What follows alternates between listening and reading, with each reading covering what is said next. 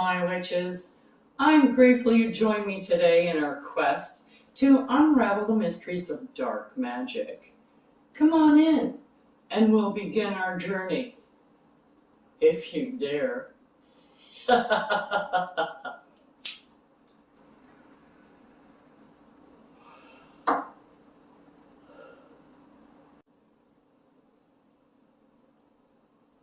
This is a friendly warning to those witches, regardless of your experience, that working with these types of energies can be more challenging and personally draining on your own energy. The deities, as well, on this side of the fence, tend to be a bit more demanding and less forgiving.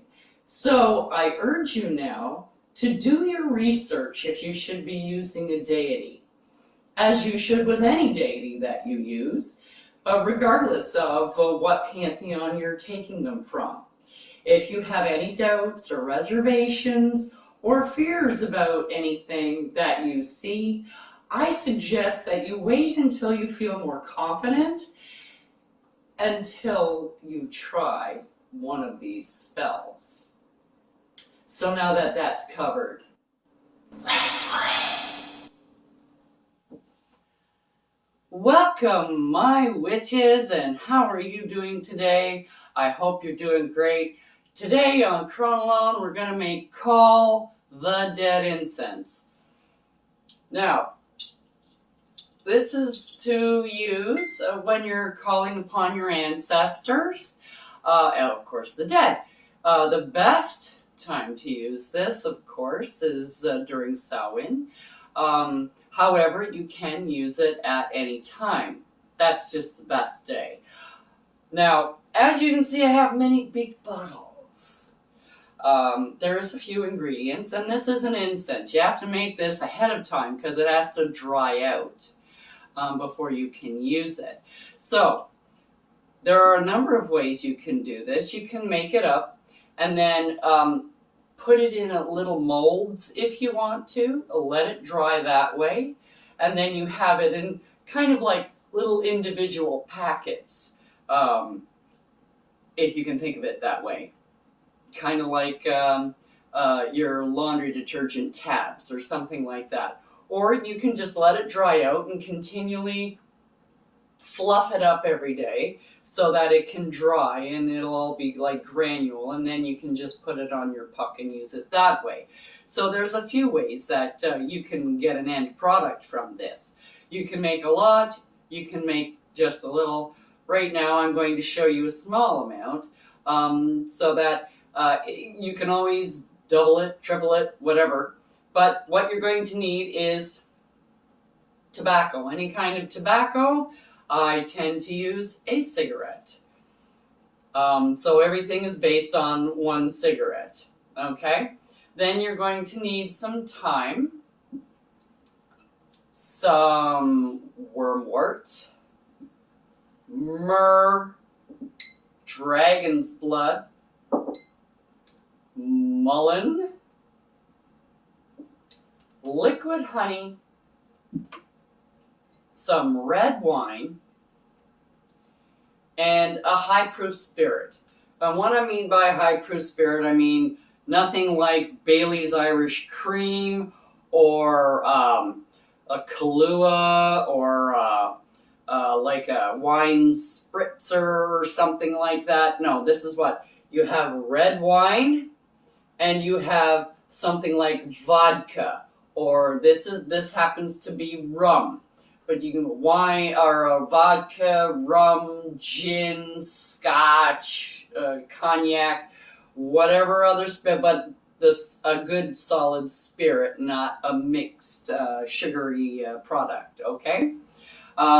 So, and you need a bowl. You don't need a clear bowl. I'm just using a clear bowl so you can kind of see what's happening through the bowl. So the first thing I'm going to do is cut open this cigarette. Just gonna get rid of the end there, cut it open.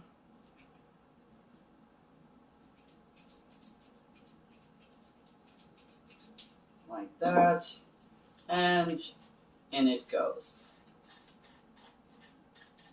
Now, if you want to, you can put this in your mortar and pestle and grind it, but it really doesn't matter because you've got a lot of time to put your intention into your incense without having to grind your tobacco. So I'm just putting it over there. I'm getting my mortar and pestle. I'm going to put in the wet stuff after because you don't want it swimming. You just kind of put enough in to make it moistish, kind of like oatmeal, if you've ever had oatmeal, that kind of a thing. And then you go back and throughout the drying process in your window under the moon, you keep fluffing it up. So I'm going to start with my resins, which is the myrrh,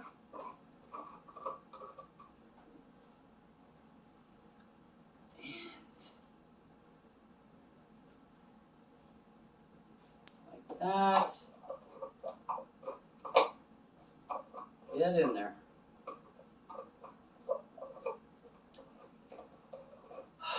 Having problems with the lid. Okay, so there's the myrrh and dragon's blood.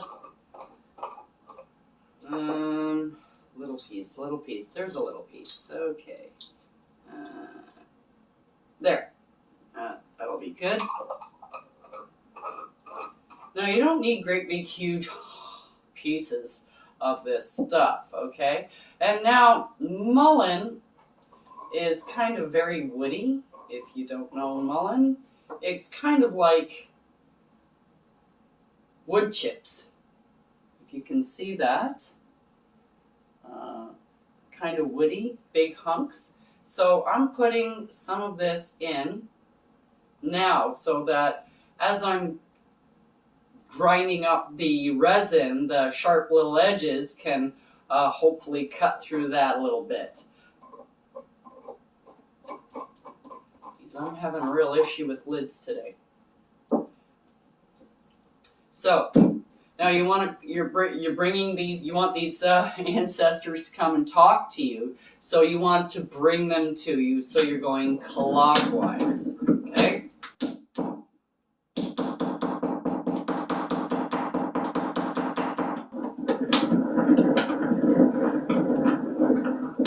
Now while you're doing this, you can actually put out your intention to your ancestors or any other spirit that has passed on. Okay, so this you're not talking to your spirit guide. You're not calling on a deity. Okay, this is for spirits who have passed on, ones that used to be living. So you're putting your intention in for that as you're grinding. Now you want to get this to a powdery state because you want to make it as close to powder as you can, so you get like a paste kind of a thing happening.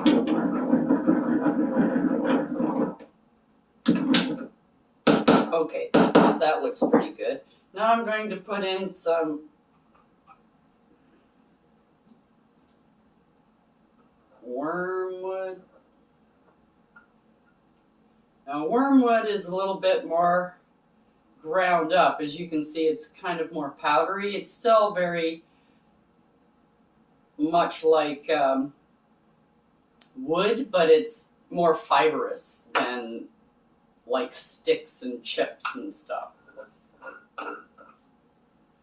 And seem to, I don't know, Amelia's gonna kill me. I'm making such a mess.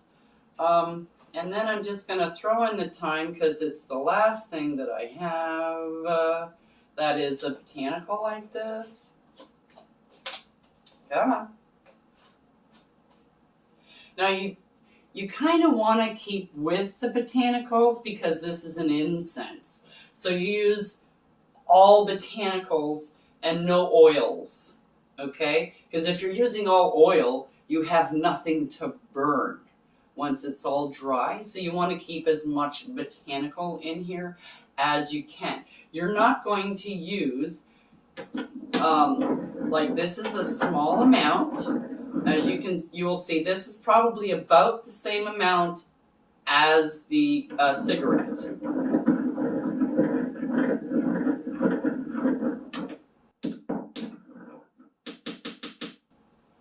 Okay, so we're going to get my spoon. We're going to put it in here.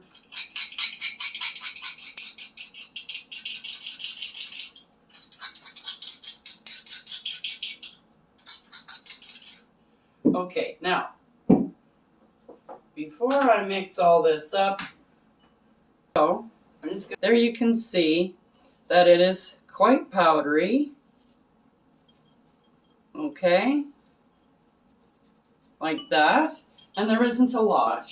You can make. All right, now we're going to put in our wine. And like I said, you don't want to turn this into a soup. Okay, so just a little bit of wine, and you put the wine and your spirit. I'm going to put the rum in, and then you put in your honey, because your honey is very sticky, so it'll bring it together a bit more. So probably I'm just going to use one of these tiny little spoonfuls. Okay, and you can see it dropping into there. I might put more in, it depends. Let me swoosh it around a bit and let's see what it looks like.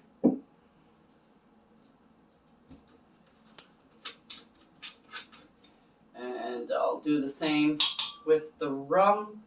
I'm running out of rum here.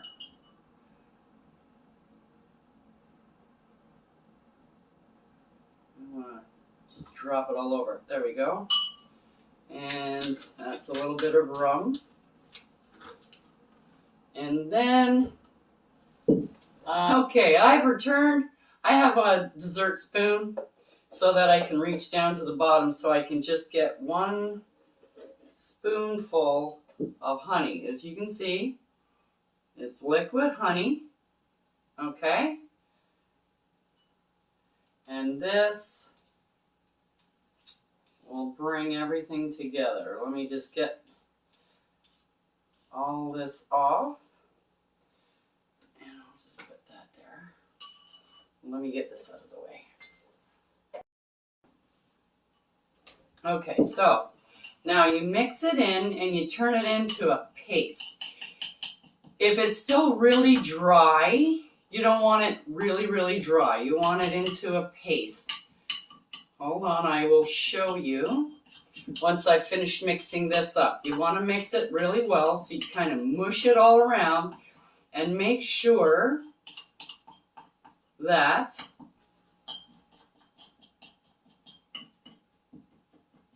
you kind of get everything incorporated evenly so that everything is wet. Now this will dry and it'll be kind of sticky because of the honey. That's why some people get little molds and they just scooch it in the molds, let it dry and pop it out. Use a silicone one. Don't use a plastic one. You'll never get stuff out. Okay, I will show you what this looks like. Oop, here we go. Try and get, you can see. So you want to stir it up really well. And it's like oatmeal. Okay? Now, what you do with this is you put it on your windowsill so it can get charged. After you charge it, I'm going to charge it before I put it there. And you just kind of spread it out. And every day you go back and you give it a stir and you give it a stir and you give it a stir. And eventually this will all dry out. It'll take about a week, maybe 2. It depends on if it's in the middle of summer and it's humid out. Okay? So that is how you make Call the Dead incense. And when you use it, you put it on your charcoal briquette. You light that, and then you put the incense on top, and as it burns, you use that and you meditate over that to communicate with your ancestors. You can do it at any time, but it especially works well during Samhain. So, that is all for today, my witches, and I'll see you next time on Crone Alone. Check out the link below for the correspondences and magical properties of the items used in this video. And don't forget to like, subscribe, and hit that notification button so you don't miss any witchy content our three sisters have brewing for you here on The Witch's Inn.